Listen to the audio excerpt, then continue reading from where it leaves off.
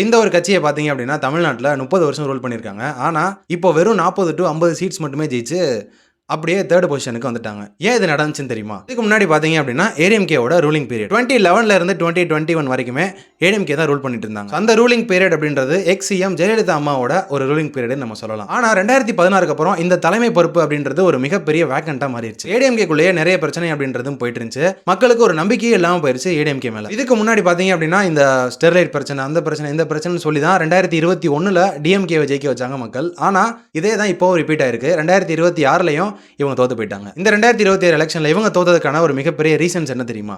த Vijay factor. Vijay sir வந்ததுனால தான் ஏடிஎம்கேக்கு பயங்கரமான ஒரு ஓட் லாஸ் அப்படின்றது இருந்துச்சு. ஏன்னா ஏடிஎம்கேட்ட இருந்த இந்த யங்ஸ்டர்ஸ் ஓட்டை எல்லாத்தையுமே விஜய் சார் அப்படியே டோட்டலாக கிராப் பண்ணிக்கிட்டாரு. ஏன்னா அலையன்ஸ் அப்படின்றது ஏடிஎம்கே கிட்ட ஸ்ட்ராங்கா இல்ல. என்னதான் இவங்க நாங்க ஸ்ட்ராங்கா தான் இருக்கோம்னு சொன்னாலுமே இவங்களுக்கு பயங்கரமான ஒரு லேக் அப்படின்றது இருந்துச்சு. அடுத்து பாத்தீங்க அப்படின்னா ஒரு ஸ்ட்ராங் ஹோல்ட் அப்படின்றது எந்த ஒரு இடத்துலயுமே ஓட் ஷேர் அப்படின்றது இல்ல. நிறைய இடங்கள்ல பாத்தீங்க அப்படின்னா ஏடிஎம்கே கோட்டையா இருந்துச்சு. இப்போ அது நிலைமை மாறிடுச்சு. உண்மையை சொல்ல போனா அப்படின்னா டிஎம்கேக்கு ஆல்டர்னேட்டிவா ஏடிஎம்கே இருந்தாங்க. இப்போ விஜய் உள்ள வந்ததுனால டிஎம்கேக்கு ஆல்டர்னேட்டிவா டிவிகேவை தேட ஆரம்பிச்சிட்டாங்க. ஒரு காலத்துல கிங் மேக்கரா இருந்த எம்ஜிஆர் ஜெயலலிதா இருந்த இந்த ஒரு கட்சி அப்படின்றது இப்போ ஒன்றும் இல்லாமல் போயிட்டு இருக்கு. இந்த கட்சிக்குன்னு இருந்த ஒரு ஐடென்டிட்டி அப்படின்றது மக்கள் மத்தியில் கொஞ்சம் கொஞ்சமாக சரிஞ்சுக்கிட்டு வருது. ஏடிஎம்கேவோட டவுன்ஃபால் பற்றி உங்கள் கருத்தை என்ன கமெண்ட்டை சொல்லிட்டு போங்க. மறக்காமல் சப்ஸ்கிரைப் பண்ணுங்க.